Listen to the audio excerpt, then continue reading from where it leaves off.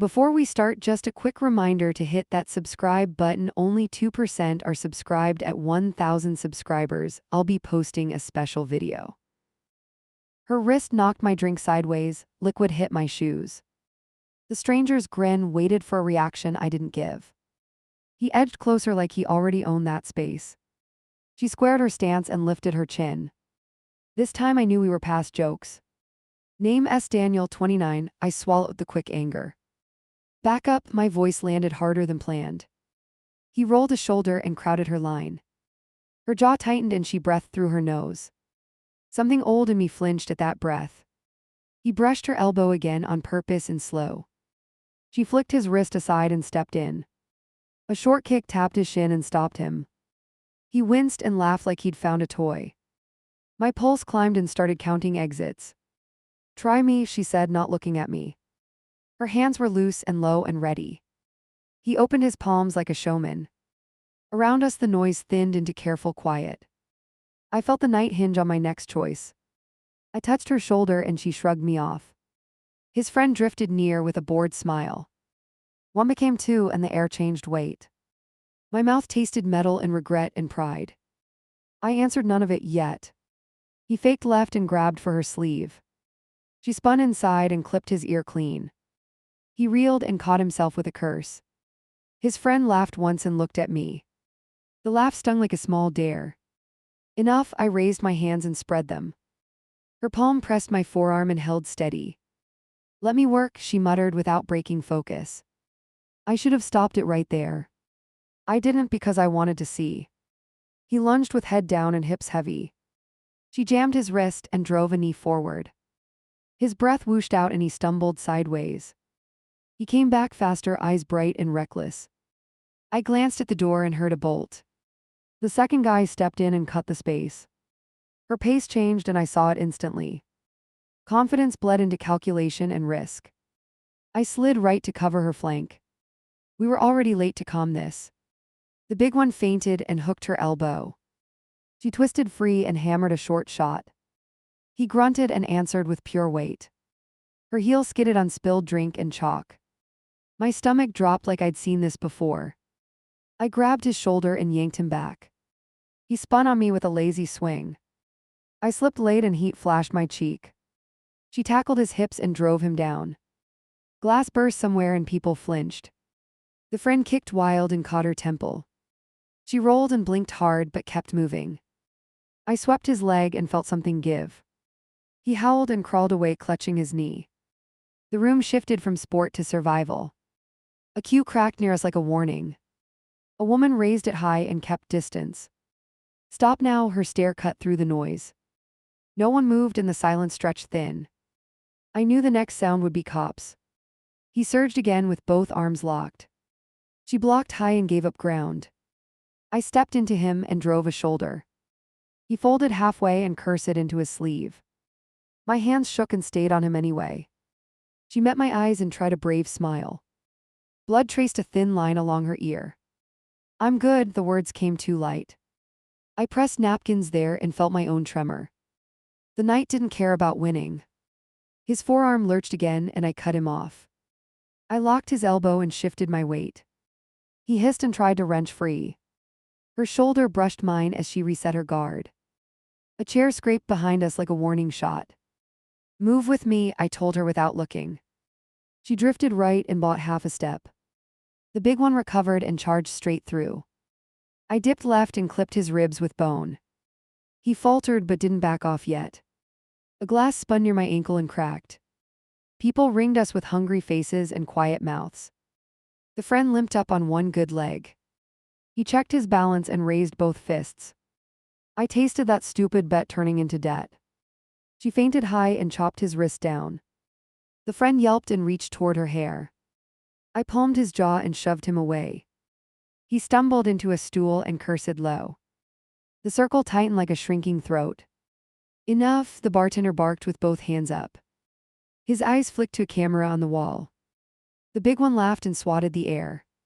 He pointed at us like we were props. That gesture made my chest go cold. She leaned close and whispered short and sharp. 2 on 1 if he rushes again. I nodded once and adjusted my stance. My cheeks burned where I'd taken the earlier clip. Heat steadied me more than comfort ever did. He rushed as predicted and lowered his head. We split like scissors and collapsed the lane. Her knee rammed his thigh and deadened his step. I hooked his shoulder and twisted him down. He crashed, then snarled like he'd bite. The limping friend swung a broken cue at me. I raised my forearm and felt the sting. She snagged the stick and yanked it free. He lost it and grabbed for M. White collar. Spit hit my lip as he wheezed through rage. Back out, I said to her, not him. She edged toward the door with tiny glances. A padlock snapped from somewhere behind the bar. The path out vanished as if erased. My mouth dried faster than I could swallow. 3 guys from the back finally stood up. They watched the mess like bored referees. One held out a hand to the big one. Another moved near the exit and leaned there. The third slipped a phone out with slow confidence. I stepped toward the leaning man and stopped short. He grinned and shook his head once. No threats, just a calm blockade and patience. He enjoyed the trap more than the fight. That patience rattled me harder than punches. She tapped my hip twice and shifted angles. We turned our backs to a wall for safety. The big one rose and rolled his neck. He spread his fingers and tested each knuckle. Pain never taught him anything useful. He faked a hug and tried to body clinch. I jammed my forearms and kept space wide. She ducked under and clipped his kidney clean. He barked and swiveled toward her again. I felt our margin thinning with every breath. Police, someone shouted from near the register. Heads jerked but no one moved away. The big one smirked like he had time. He wiped his lip and squared up again. He was betting on chaos to shield him. She fired a front kick and stole his air. I followed with a shove that toppled him. He rolled and swung a boot at my shin. Bone sang and I staggered a step. My vision dotted then snapped back clear. The limper crawled for the cue on the floor. She met him there and pinned his wrist.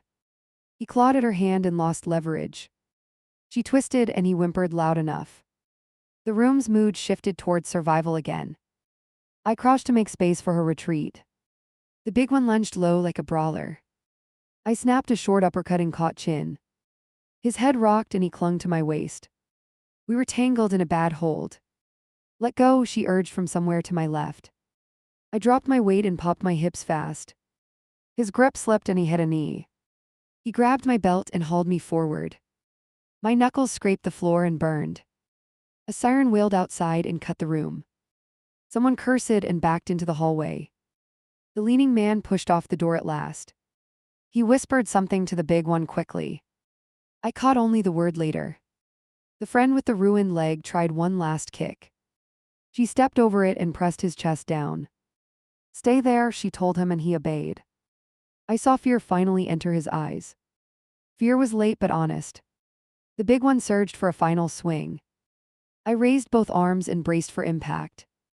She snapped a hook that turned him sideways.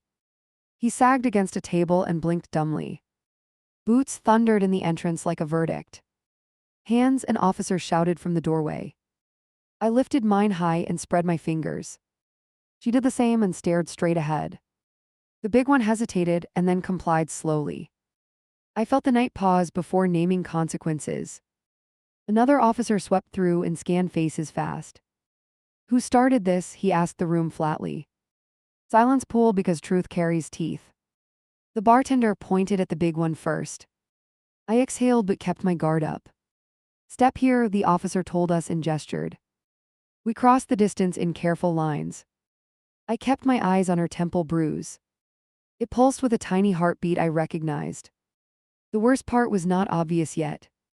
The officer motioned us forward with 2 sharp taps. I stepped, palms open, breath steady on purpose. She matched my pace and kept her eyes front. Behind us, the bruiser muttered about lawyers. I braced for one last cheap shot. IDs, the word cracked like a gavel. I reached slow and placed mine on the counter. She did the same and clenched her jaw. The cop studied our faces and the bruise. His partner watched the room for liars. Anyone injured? The question landed like a test. My glance flicked to her temple and back. She shook her head and then swayed slightly. The partner caught that wobble and stepped closer. I felt a new fear sharpen everything. Sit, he pointed to a spot near the wall. We lowered ourselves with careful movements and silence. The three bystanders from the back conferred quietly. One lifted his shoulders as if bored already. I didn't trust his calm for a second. Who initiated contact? The notebook waited for names. The bartender spoke first with clipped sentences and gestures. He traced the first shove with 2 fingers. The officer wrote in hard strokes and nodded once. The bruiser scowled at the floor and smirked. Did you throw the first punch? Eyes landed on me. I kept my voice even and factual under pressure. He grabbed her arm and crowded her line. I showed my scraped knuckles without apology or bravado. The partner's gaze stayed on her balance. A medic ducked under the tape and approached us. He lifted a small light and asked brief questions. She tracked his finger until a blink went slow. Headache, the word was soft but honest at last. He pulled out gauze and pressed gently. The bruiser surged up and started protesting loudly. A palm to his chest pushed him back down. Not your turn, the officer didn't raise volume once. The crowd eased backward with visible relief. I waited for the story to turn again. Any history of head trauma? The medic probed gently. She shot me a glance that said don't dramatize. I answered with a shake because this wasn't history. He asked about nausea and oversensitivity to noise. Her eyelids fluttered and she admitted a little. Ambulance or ride with him? The medic pointed at me. I nodded before she could argue out of pride. The officer wrote something and drew a line. Exchange information and stay available for contact. It sounded merciful until the next question came. Do you want to press charges? Silence tightened again. She looked at the bruiser and then at me. Her mouth opened and closed with pure calculation. On the one who grabbed me first. Somewhere behind us a stool creaked like dissent. The 3 watchers from the back shifted their stance. One started walking toward the exit with his phone. The door was open now but felt dangerous still. Hold up, the partner called without raising his tone. Footsteps stopped and resentment filled the doorway. The bartender slid over a printout for the officer. Footage, he explained with a tired glance at us. I watched the screen reflect in the officer's lenses. He scrubbed back to the first contact with precision. My gut clenched when our first kick appeared. Self-defense so far, the partner's voice carried weight. The bruiser grunted and threw his hands wide. He started listing injuries and threats and insults. The notebook didn't move until he ran out. Then the pen resumed with quiet authority. The medic turned to me and checked my shin. He pressed a long bone and watched my face. Not broken, he concluded with a short nod. Relief loosened my shoulders for one breath. Then the room tilted toward the next choice. Transport now, he looked at her with insistence. She hesitated and studied my expression for guidance. Go, I told her and squeezed her fingers. She exhaled once and gave a small nod. The fear eased but didn't leave. 2 officers escorted the bruiser to a corner. They cuffed him after one last burst of bravado. His crew deflated and quit pretending confidence. I memorized each face without meaning to. They memorized mine just as hard. Write your number, the partner handed me a card. I printed carefully and added my email beneath. He clipped it to the file with practiced motion. We'll follow up regarding statements and footage. The word follow hung there with teeth. The medic helped her to her feet very slowly. She steadied herself and kept one hand on me. We moved past the gawkers and their hungry curiosity. Outside air hit and the night felt thinner. I waited for the dizziness to pass. The ambulance doors opened and the stretcher slid out. She stopped it with a palm and shook her head. I can walk, she insisted and climbed inside. I climbed after and settled on a narrow bench. The city noise blurred into a distant hum. The medic strapped a cuff and watched the numbers. Her pulse settled but her gaze turned glassy. Any flashes or ringing or double images? She whispered yes to the last one reluctantly. I tucked that answer into a vault marked later. The driver checked with a quick glance in the mirror. We pulled into traffic with a steady surge forward. She reached out and found my knee without looking. I set my hand over hers and stayed quiet. Silence worked better than speeches here. Tonight changes our rules, my voice barely above a whisper. She didn't argue or twist the moment into pride. After they clear me, we write them down. Her jaw loosened and her breathing evened out. Both of us knew the bill was coming. The radio crackled with a code for triage. We turned left and rolled toward the clinic. Street sounds grew distant as the engine droned. I counted heartbeats until the doors opened again. The next room would answer questions I didn't want. The door slid and a nurse waved us forward. I walked beside the gurney and kept my mouth shut. She blinked slow and squeezed my wrist once. Pain level, the nurse asked while rolling us in. Her answer snagged on the word almost. A cuff tightened and the monitor clicked rhythm. Nausea, the nurse studied her eyes for delay. Little, she breathed and flinched at her own honesty. I felt heat crawl up my neck. We were already negotiating with risk. Any blackout, the nurse lifted 2 fingers. She tracked left then lost the right briefly. Scan, the nurse called toward the hall. A tech appeared with a clipboard in quiet focus. I signed where the pen hovered impatient. Why? Remove jewelry, the tech held out a tray. She touched her ear and stopped halfway. Hurts, the word came with a wince. I helped unhook the clasp with clumsy care. A drop of dried blood cracked like old paint. Follow the lights, the tech instructed without ceremony. She did until her right eye watered hard. The tech noted something and didn't explain. I swallowed the urge to demand clarity. Silence kept us moving faster than questions. The officer from earlier stepped into view. Need 5 minutes, he told the nurse gently. 2, she countered while tightening a strap. He nodded and turned to us with a pad. I braced for the detail that would bite. Names of others involved, he waited with pen ready. I described shoes, jacket, and a tattoo. He repeated the tattoo and underlined it twice. We'll cross-check with footage, he added without drama. He glanced at her bruise and wrote more. Did you feel threatened before contact? His eyes stayed neutral. Yes, she answered faster than I expected. By which one? He clicked the pen with purpose.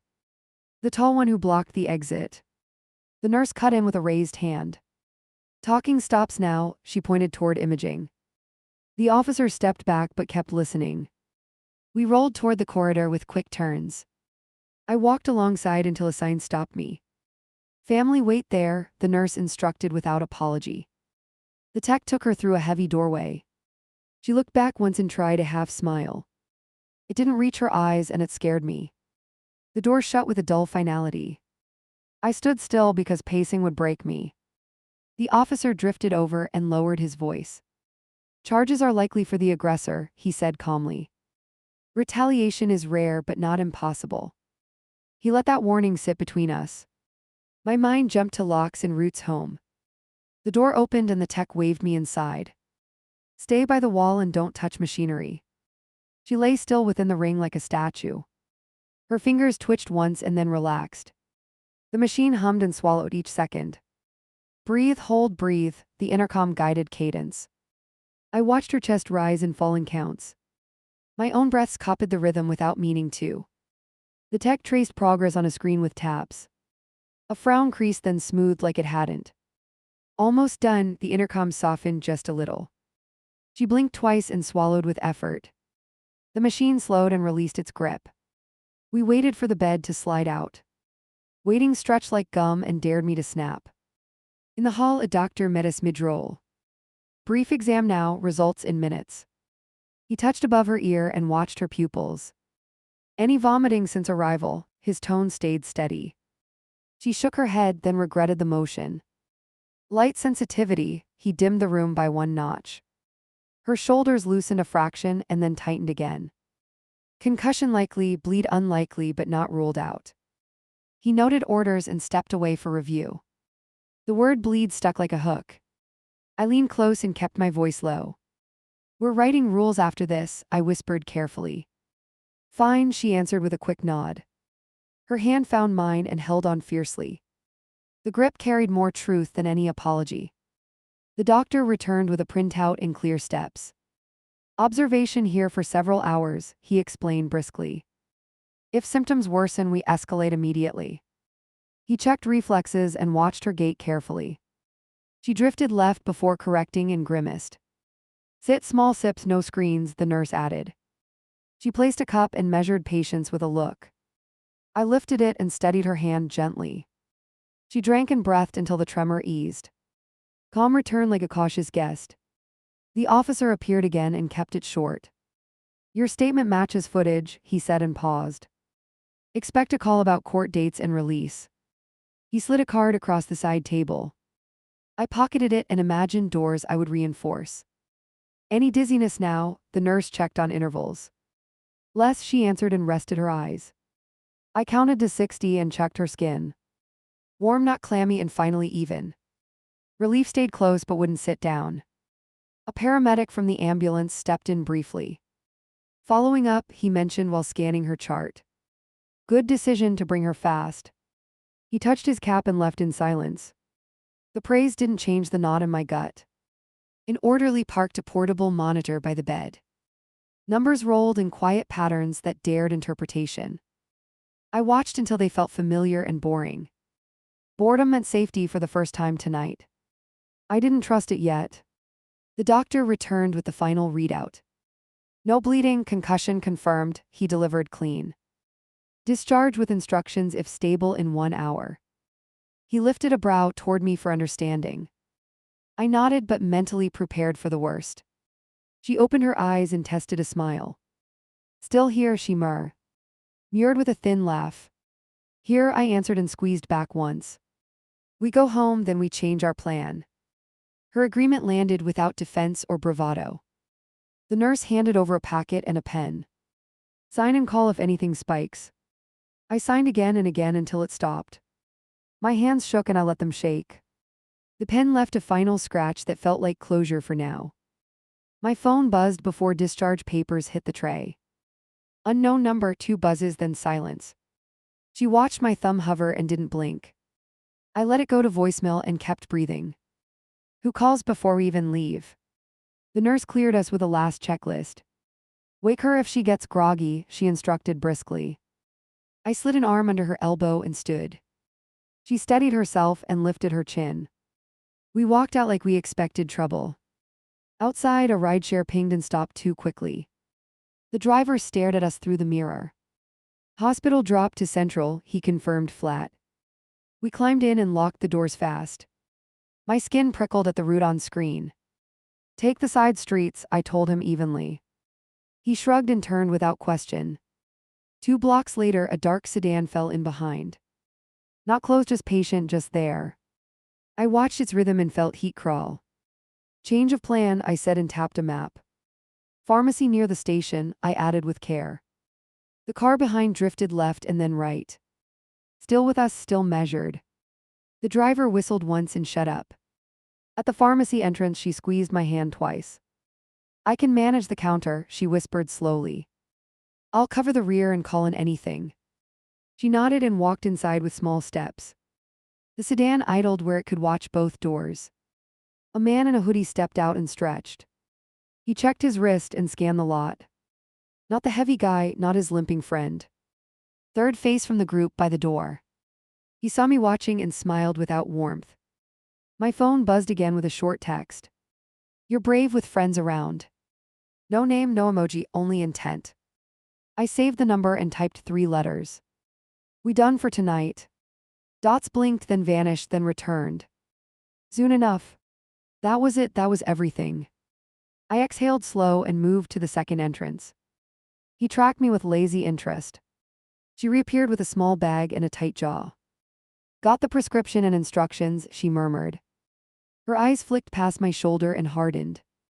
Who's that? She asked with no fear left. Watcher from the back table, I answered low. We slid into the ride and closed the doors.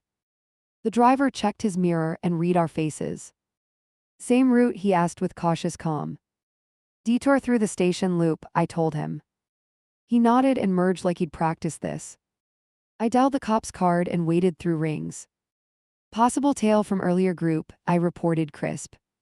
He asked for location and plate fragments. I gave what I had and nothing more. Head to the precinct lights if nervous, he advised. The sedan followed until the station signs appeared. Then it peeled off into a side alley. The driver let out a breath he'd been hiding. She leaned her head back and didn't relax. We weren't done just because they left. At home, I checked the doorframe with quick hands. She set water on the table and sat. "Rules now," I said and opened a fresh page. She nodded once and pulled the chair closer. We wrote like people who'd learned the fee. Rule 1, if a stranger tests boundaries, exit immediately. Rule 2, if blocked, ask for help without pride. Rule 3, if outnumbered, create distance and call. Rule 4, record details without arguing about blame. Rule 5, medical checks beat debate, always. She read them once and tapped the last line. We follow this even when it feels wrong. I met her stare and let the pause work. Especially then, I answered and meant it. We signed our initials like a contract. My phone buzzed again with a voicemail transcription. Male voice slowed on purpose. Accidents happen after bars close. I played it aloud so she heard the tone. Her lips pressed thin but steady. I'm filing that, I told her and started the form. The online portal crawled like molasses by design. I uploaded the messages and added timestamps. She photographed the bruise for record keeping. Every click felt small and necessary. Halfway through the report, footsteps paused outside. Not many, just one pair. A knuckle tapped our door twice, then lingered. We froze and watched the handle like prey. Silence pressed harder than any shout. Delivery, a voice called with forced cheer. We hadn't ordered anything and both knew it. I moved to the peephole and saw no bag. Only the hoodie from the lot. He looked up and waited for movement. I dialed the cop directly and spoke plain. He's at our door right now. She texted the driver from earlier just in case. Backup on 2 channels felt smart tonight. The visitor knocked once more, then drifted away. Patrol arrived 10 minutes later with lights distant. They took statements and walked the stairwell slowly. No suspect, just footprints packed in grit. Stay reachable and do not engage, the officer warned.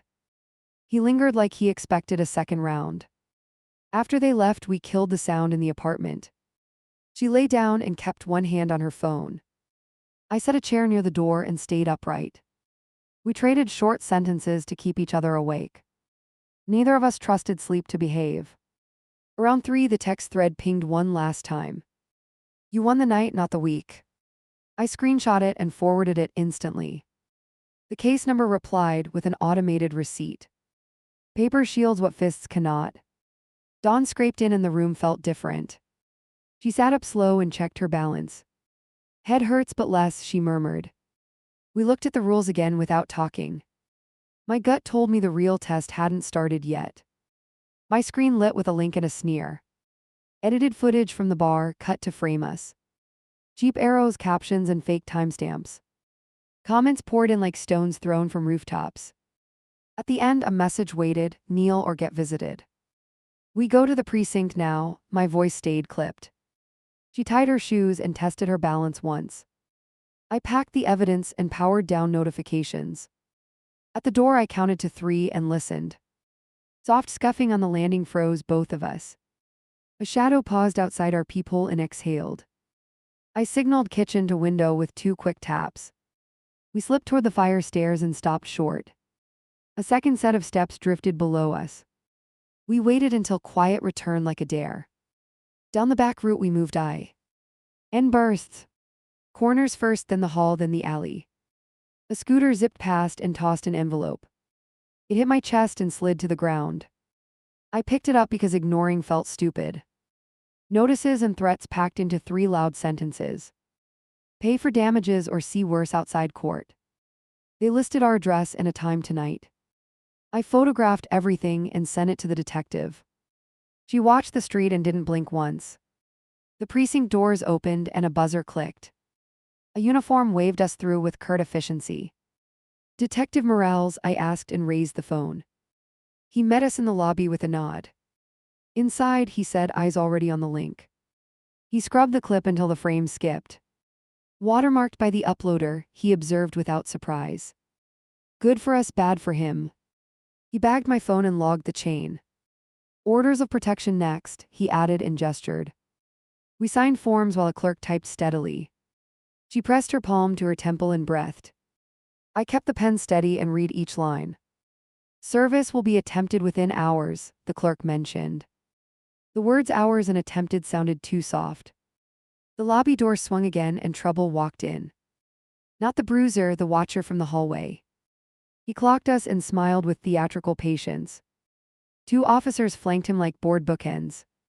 He filed a counter-complaint and glanced over my shoulder. Eyes front, Morales murmured with a small tilt. I held still and watched the wall clock tick. Across the room the watcher scratched his wrist. A tattoo peaked that matched our earlier notes. Morales noticed too and wrote something fast. Temporary order granted, the clerk announced crisply. Violations trigger immediate arrest, keep records meticulous. We nodded like students who'd almost flunked. Morales handed copies and a direct number. Travel smart, he warned and scanned the hallway. Outside, the watcher lingered by a rideshare line. He mouthed later and tapped his pocket twice. I logged the time and the gesture immediately. A squad car rolled up and idled beside him. He drifted away as if bored with us. We cut across 2 blocks using storefront reflections. No tail, just nerves pretending to be footsteps. She squeezed my wrist and held it too long. I won't chase glory again, she said quietly. That admission landed heavier than any bruise. We reached a hotel and booked under initials. 1 bag, quick payment, no routine. Inside the room we rehearsed our script. If tested, create space, grab help, leave fast. We repeated it until it felt like muscle. My phone pinged with a number I recognized. Morales again, voice tight through the receiver. Your guy violated order at another address. He was picked up with a blade and notes. A court appearance would happen within 48. Relief rose, then stalled on the next ping. Unknown text glared like a small fuse. Court won't cover everyone you love. I stared at that sentence and felt my throat close. We had more doors in our lives than one. The threat landed and my screen lit again, her sister called. 1 block from closing, she whispered between quick breaths. Someone's waiting across the street. We were out the door before the second ring. I felt the night tilt toward a new fight. We hit the lobby and I scanned the sidewalk. A sedan idled near the corner with windows up. No plates visible from our angle, too convenient. She tugged my sleeve and pointed left. A figure leaned on a pay kiosk and watched. I go get her, she said and tightened laces. Distance and eyes, I answered with a nod. We split our path like practiced runners. I crossed to the opposite curb and paced parallel.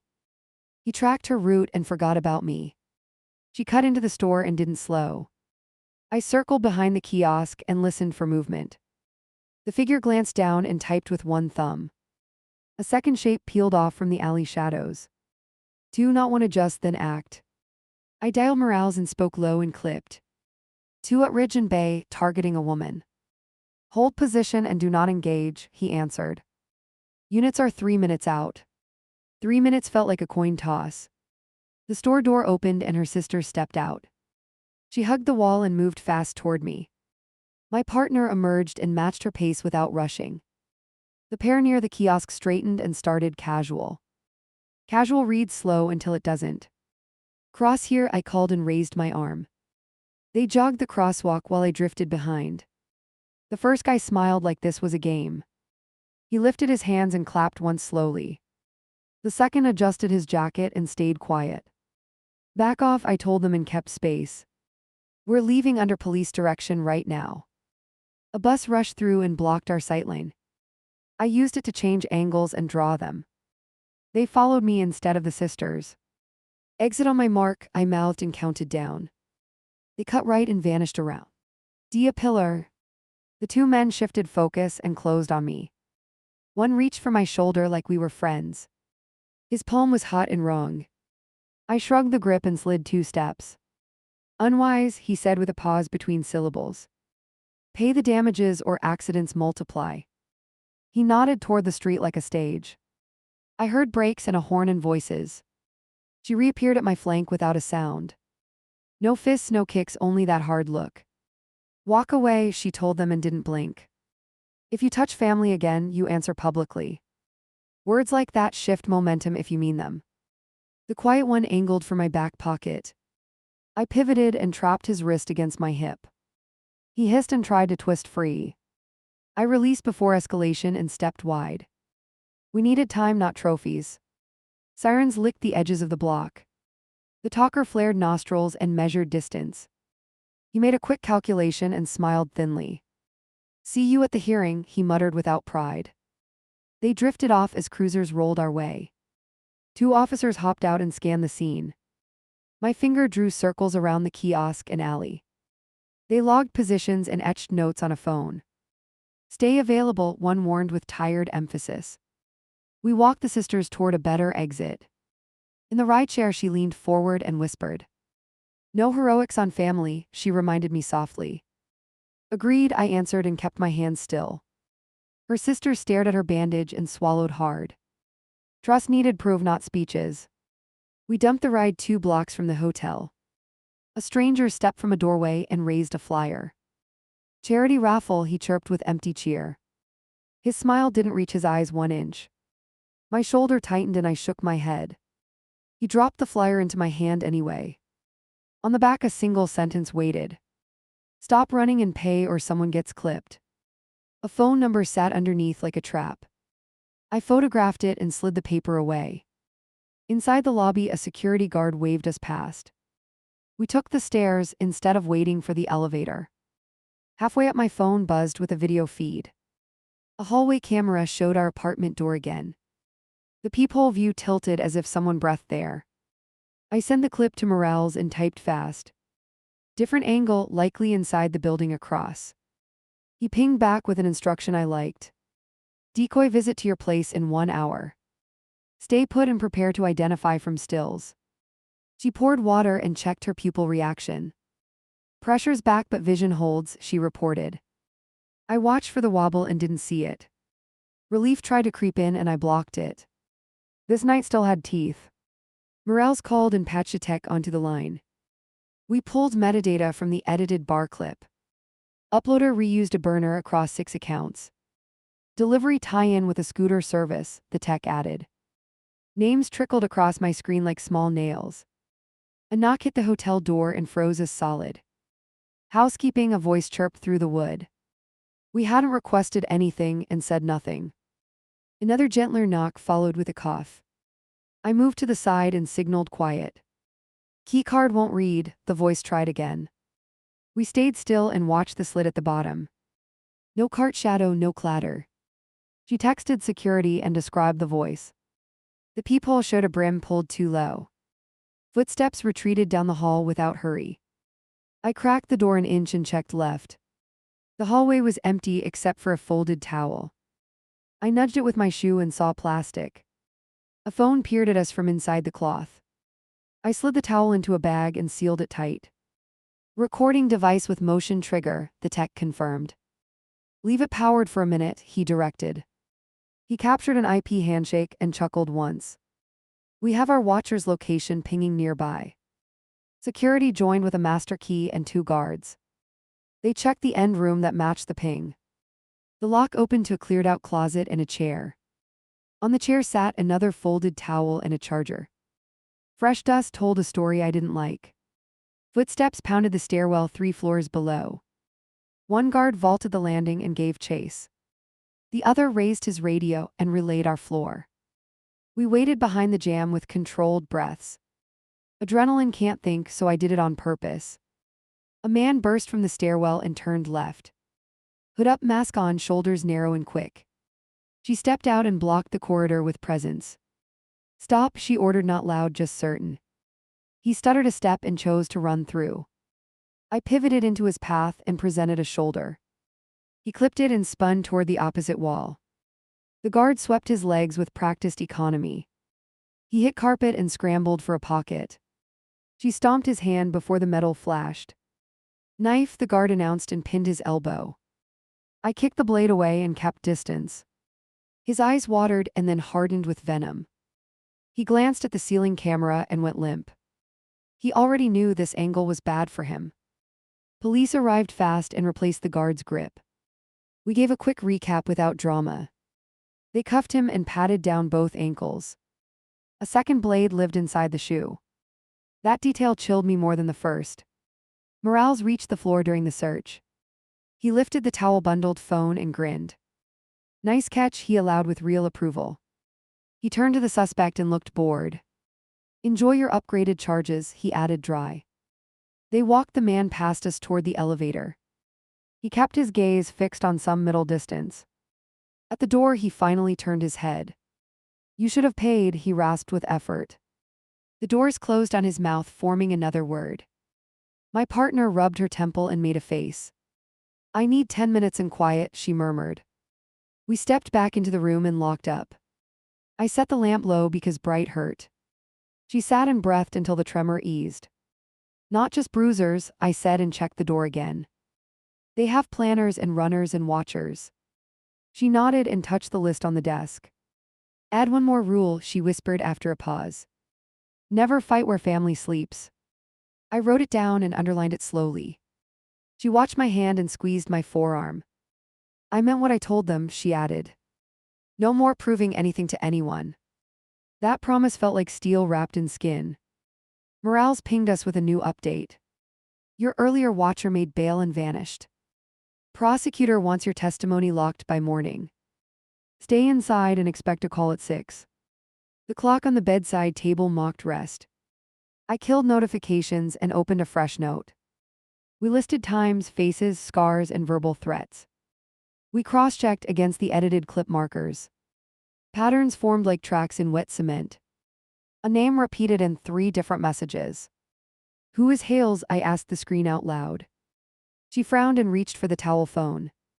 Tech had cloned its contents during evidence intake. A cached contact labeled Hales matched 2 numbers.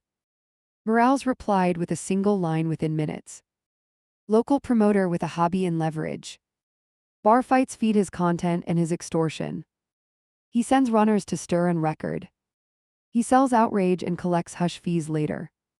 Victims become mascots for his next stunt." I exhaled and looked at the door again. "Then this doesn't end with one arrest," I said. "No," she answered and stood steady now. "This ends when we starve his audience." We both knew the cost of that choice. We recorded one clean statement on my phone. Short, factual, names covered by case numbers. We spoke directly to anyone tempted by his bait. "Do not meet his demands," she said firmly. "Report and layer witnesses on every step." I sent the clip to Morales and the detective unit. They asked permission to include it in filings. We agreed on the condition they blur faces. He accepted and looped in the prosecutor's office. The machine finally moved in our direction.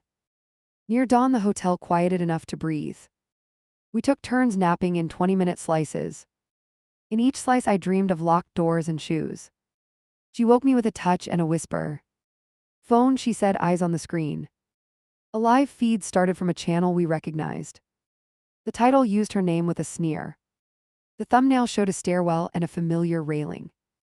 Not our hotel, not our building. Her sister's complex, level 3 near the laundry. We were moving before the chat could populate. I called Morales and gave him the address. "Units dispatched," he replied without delay. He told us to hold and wait on site. We nodded even though he could not see it. The ride down took years and 2 breaths. We reached the street and grabbed a cab fast. He drove like he could hear the urgency. I watched the live counter climb and held anger down. Anger does not plan, resolve does. We reached the block as 2 cruisers slid in. Officers swept the stairwell and found a tiny tripod. The stream cut with a static burst and curses. Neighbors peeked and withdrew after a warning. We hugged her sister and checked for trackers. None apparent, but paranoia had earned its keep. We walked the perimeter and cataloged sightlines. A car we didn't know idled 1 corner over. The driver stared ahead and drummed the wheel. He left when a cruiser parked behind him. Back at the hotel, we sat on the edge. She pressed a cold pack to her temple and breathed. I closed my eyes and finally let the tremor in. We hadn't won, but we hadn't bent either. Some nights that counted more than anything. The phone vibrated with one more message. Court date confirmed for the bruiser and the runner. Morales added a final note I didn't expect. Hale's named. In a separate warrant just filed. My chest loosened for the first time in days. She turned her head and studied my face. We show up, she said and squeezed my hand. We testify clean and then we go quiet. I nodded and felt the arc settle into place. Outside, the city kept its own counsel and waited. Court day started with a blocked entrance and a smirk. Two men leaned on the steps like they owned them. Public building, one announced while spreading his arms. We walked past without breaking stride. Their snicker followed us like a leash. Security wanded our pockets and checked the paperwork. A deputy scanned our case number and waved us through. In the hallway, a camera phone rose and hovered. I lifted the order and kept moving forward. The lens dipped but stayed close. Morales met us by the door to Part B. Straight testimony, he advised with a quick nod. Answer only the question and breathe. He looked at her bandage and studied her eyes. Ready, she answered and set her shoulders. We entered as the clerk called our file. The runner stood at counsel table with a lawyer. His mouth quirked like this amused him. Across the aisle, a man in a crisp jacket waited. I recognized the initials on his cuff. Hale sat behind them and watched everything carefully. No outburst, no grin, only calculation. He touched his tie twice and whispered to the lawyer. The judge took the bench and the whispers stopped. I felt the room choose its tempo. People call first witness, the clerk's voice cracked slightly. Her name came first and she rose with quiet purpose. She crossed the room like it was a narrow bridge. Her fingers curled once and then relaxed. I kept my gaze on her back. Direct examination moved in tight steps. Where were you when contact began? What did you do in response to the grab? She answered in clear, short sentences. The judge leaned forward and kept writing. Defense rose for cross with a sighing flourish. You practice martial arts, he opened with relish. She tilted her head and waited him out. Some self-defense classes after work. He blinked, expecting a boast that never came. You injured my client with a knee. After he reached for my throat. He paced 2 steps and rolled his wrist. Couldn't you retreat instead of striking? The exit was blocked by his associate. He tried a different lane and probed memory. Alcohol consumed that evening, his grin sharpened. 1 drink then water, she answered plainly. He paused then changed tack without warning. Do you consider yourself a fighter? No, she replied and let the silence sit. I consider myself someone who prefers leaving. Defense's smile faltered and he shuffled notes. He asked about anger and pride and challenge. She kept answers short enough to starve him. My turn came next and I took the stand. Morales guided the timeline with precise prompts. The crowd noise faded to a steady hum. I described the door blocking and the shove. The judge underlined at the word shove. Cross-examination turned personal and petty. Were you jealous of attention on your girlfriend? Jealousy doesn't lock a door, I replied calmly. He tried to bait me with that word again. I gave him nothing except facts.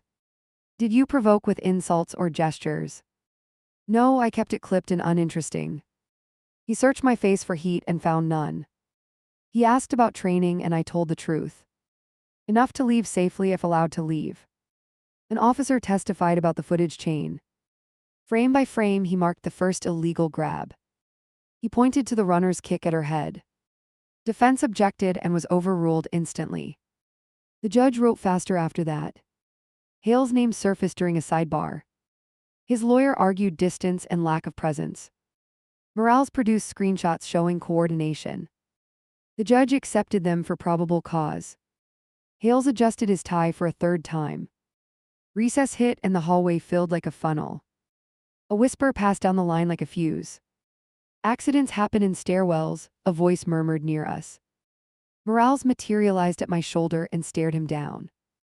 The whisperer looked away and checked his phone. Her sister arrived with a deputy escort and a folder. Inside were printed threats and timestamps. Morales scanned them and tapped the edges twice. Admitted for context if needed, he told the deputy. The deputy nodded and walked the hall again. Back in the courtroom, the judge returned with rulings. Temporary orders extended and penalties expanded. The runner's bail conditions tightened with curfew and monitoring. A date was set for full hearing and restitution. Hales shifted and wrote something on a pad. Last matter, the judge announced while scanning the gallery. Any attempt to intimidate witnesses triggers contempt. Her gaze landed on the back row and stayed. You stand up. Hales rose with rehearsed politeness. Your presence is noted and lawful, she see. Antenude. Your coordination with uploads is under review. She cited the screenshots and the repeated handle. Do not approach any involved party. Violation means remand without further ceremony. We cleared the bar and stepped into the corridor. 2 vloggers moved in fast with microphones raised. Statement for our followers, one chirped with fake concern. I pointed to the order taped on my folder. They pivoted to Hales like bees to sugar. He smiled for their clip and framed the narrative. Overzealous officers and staged outrage, he announced coolly. He started promoting a live stream for later. Morales leaned in and whispered to a bailiff. A court officer stepped between Hales and the phones. We took the service elevator and exited on Elm. A patrol car trailed us 2 car lengths back. Home or safe house? Morales asked through the window. Safe house, she answered with zero wobble. He nodded and radioed the route. Halfway there my screen flashed another live link. A countdown ticked on Hales' channel with our names. Emergency broadcast about false claims, the banner teased. Morales looked at it once and smiled thin. Let him go live, he said and dialed. We reached the secure address and entered quickly. A conference room waited with an investigator and a laptop. Watch with us, Morales suggested and hit refresh. The stream launched with music and bravado. Hales appeared framed by a glitzy backdrop. He opened with swagger and promised exclusive footage. He cued a clip that showed the runner's tackle. The edit hid the initial grab again. Then the stream glitched and a watermark flooded in. Chain of custody tags overlaid every second. A badge seal replaced his graphics with no warning. A recorded message read out criminal statutes calmly. Unlawful harassment, witness intimidation, fraudulent editing. The chat exploded and then slowed to a crawl. Hale's mouth moved but no sound came through. Morales checked his phone and nodded once. Court order to insert corrective notice, he explained. Platform complied under emergency provisions. Hales killed the stream and slammed his desk. He forgot he was still visible for 3 beats.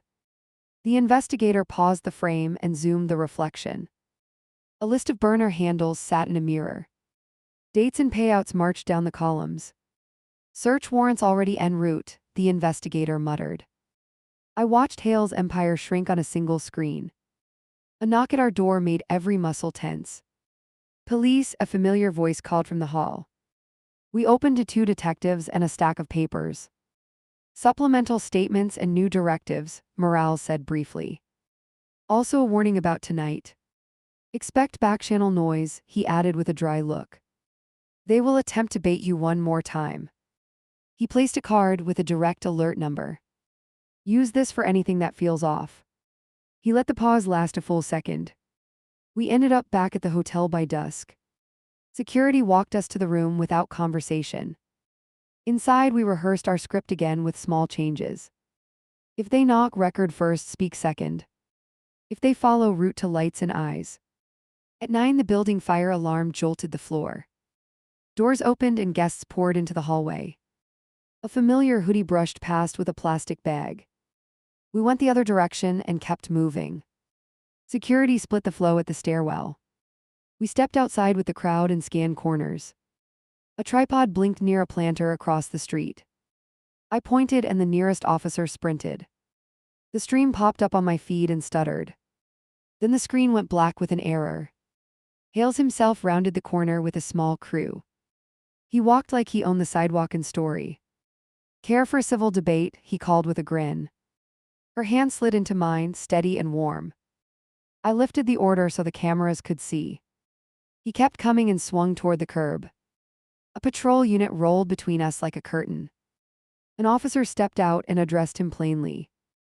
You are in violation within 50 feet. Hales laughed and pointed to the crowd for cover. Morales arrived from the other direction at a jog. Camera off, he instructed the crew with a sharp gesture. They hesitated and then powered down begrudgingly.